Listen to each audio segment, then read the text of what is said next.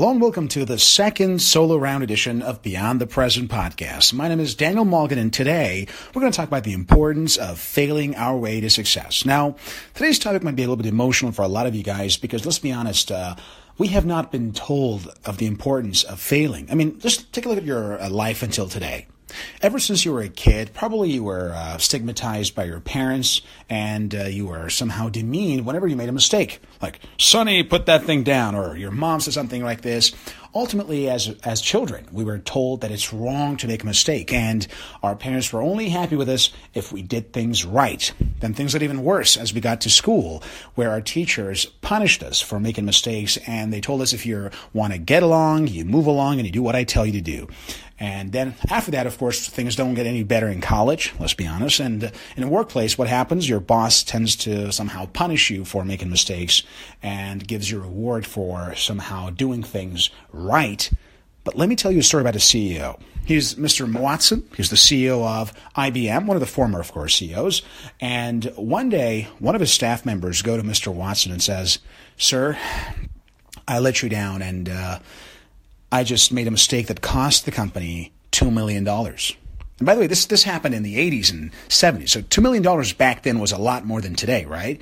And the CEO returns and says, "What? You want to resign? I just spent $2 million for your education, and you want to leave now? Go back to work." You see, here, that's the bottom line. That's the philosophy that I want to share with you today. This is the philosophy of seeing and treating failure as the tuition fee that you pay on the way to success and prosperity. Because unfortunately, we are not taught the importance of failing. As a matter of fact, since a young age, we've been told you should not make mistakes. And what do they tell us? If you make mistakes, well, you're stupid. You're so not one of the people that we want to get along with. So there's a problem here, or there's something wrong with you, or you're a troublemaker. Understand this. No one has told you the importance of failing. No authority figure, no parent, no teacher, no professor, no boss, no CEO. No one has ever told you the importance of failing. But here I want to tell you one important lesson, and that is, if you want to succeed in life, you need to understand that you will fail, and that you will fail a lot, and that the more you fail, the higher your chances of success. The same CEO once he was asked, "So what do you think is the secret of success?" And IBM's former CEO said, "If you want to improve and accelerate your pace of success, then double your rate of failure." That's right. You see, by doubling your rate of failure, you will substantially increase the speed at which you can acquire success in any area of life, whether it's when you're trying to, let's say, improve how you dance on the dance floor. Perhaps you want to improve how much income you can generate as an entrepreneur. Perhaps you're trying to learn a foreign language. And you say, well, I sound like an idiot when I speak, let's say, Mandarin, or when I speak this language. Dude, you are supposed to fail. You're supposed to hit the floor again and again and again and again until you learn how to dance. You're supposed to make so many ridiculous mistakes in a foreign language until you can actually get fluent. You are supposed to fail with your clients, with your sales presentations, and with your accounting, and probably go bankrupt a couple of times until you become a successful entrepreneur. Ultimately, in any area of life, if you want to get success, you need to fail. And today, my mission is one thing. How can I get you to stop fearing failure? Because let's be honest, it's not the failure that stops us. It's the fear of failure. How afraid are you of failing? That will determine what kind of action you will take. Look around you. Have you ever seen people around you who perhaps are a little bit jealous? Maybe some haters? Do you know what all these people have in common? Fear of failure. They are jealous because they like what you got, but they don't have it. So why don't they go out there and get it? Oh, that's right. Because they're afraid of failing. What if I spent all that energy, time, and money and did this and it didn't work out? Well, I'll be a loser. I don't want to be a loser, so I'm not going to do that. Just keep hating. That's not the way to do things, guys. The way to do things is to become a winner yourself. And the way to become a winner is to tolerate being a loser again and again. Temporarily, at least, until you win. If you're not willing and prepared to lose, then you are not fit to win. I repeat, if you're not prepared to lose, then you are not fit to win. And because of this, you got to work first on the mindset. This mindset that tells you that no matter how many failures I have in life or how much I fail or what others say, I am capable of learning from those mistakes and moving forward. Now, in NLP, we say there is no such thing as failure, only feedback. Now, NLP, or neuro-linguistic programming, as you know, is one of the most famous ways of changing the way you think and improving the way you communicate to yourself and other people. And in this science, we talk about the importance of seeing the world exactly as I just mentioned. There is no such thing as failure, only feedback. Let me go in depth into this concept and explain what it really means. Think, for example, that you want to do something. Let's say you set a goal for yourself. You say, I want to learn a foreign language, or I want to learn how to dance, or I want to learn to talk properly with the member of opposite gender. Maybe I want to run my own business. Whatever goal you set for yourself, you set a goal for yourself. And then what happens? Of course, you start doing things, right? I mean, that's what any, logical person would do. So you start taking action. You go step by step, and oops, something goes wrong. It always does. Well, my mentor, Brian Tracy, says, nothing works the first few times. Nothing. Including whatever you are trying to do right now. So nothing works the first few times. So you will inevitably fail at some point. And boom, what happened? What do most people do when things go wrong? Well, first, they make sure nobody finds out about them. They try to hide it. And secondly, what do they say themselves? Well, I'm not really fit for dancing. I mean, look at me. I'm not a dancer. I can't really dance on the dance floor. Or, you know what? I don't have a gene for learning foreign languages. I'm not smart enough. I don't have the intelligence. Or, you know what? I'm not really meant to be good with women or with men. I'm not really meant to attract the member of the opposite gender pretty well. I'm just designed to be alone for the rest of my life. Or, you know what? Entrepreneurship isn't for me. I just want a secure, safe job. So people, as soon as they fail, they start rationalizing. They tell themselves things, and they think of all the reasons why they can't get it. And guess what? They won't be disappointed, because brain is like a machine. If you tell it something, if you ask it a question, it will find an answer. You be sure that it will find an answer. And the reason that most people around the world feel like they are not achieving what they are really meant to achieve, feel that they're not realizing their potential, is because they ask themselves lousy questions. They use that creative power to ask themselves, well, why am I not such a good dancer? Well, it's probably because I'm too fat, right? So the brain will always find an answer. Now, for today, from this very moment, let's change it all. Let's all together change this negative habit with the right mindset that treats failure as a necessity. I want to emphasize the word here, necessity. As a necessity on the way to success. That if you're not failing, then the chances are you're not making any progress. So let us all take a look at this whole mindset that we have right now and change it. So from now on, whenever you fail, you don't say, well, I failed, or, well, I just got rejected by a girl, or, you know what, I just lost my money in my investment, or whatever. You instead tell yourself, interesting, I just made progress, learned a great lesson, and here's what the lesson is. Bingo! And then you reward yourself for that lesson that you just learned. So whatever you are doing right now, you are going to get a feedback. You're saying, well, maybe I don't like the feedback. That's exactly what we call negative feedback. So what people really call failure in life is technically nothing more than a feedback that they don't like. So if you go to a member of the opposite gender and you say, hey girl, I want to talk to you. She's like, fuck off, for example, right? What do you say? Well, she rejected me. That's not a rejection. That's a feedback. She gave you a feedback. And then you told yourself, that's a bad feedback. And you're right. So failure is nothing more than a feedback that you don't like. So guess what? How can you change the feedback?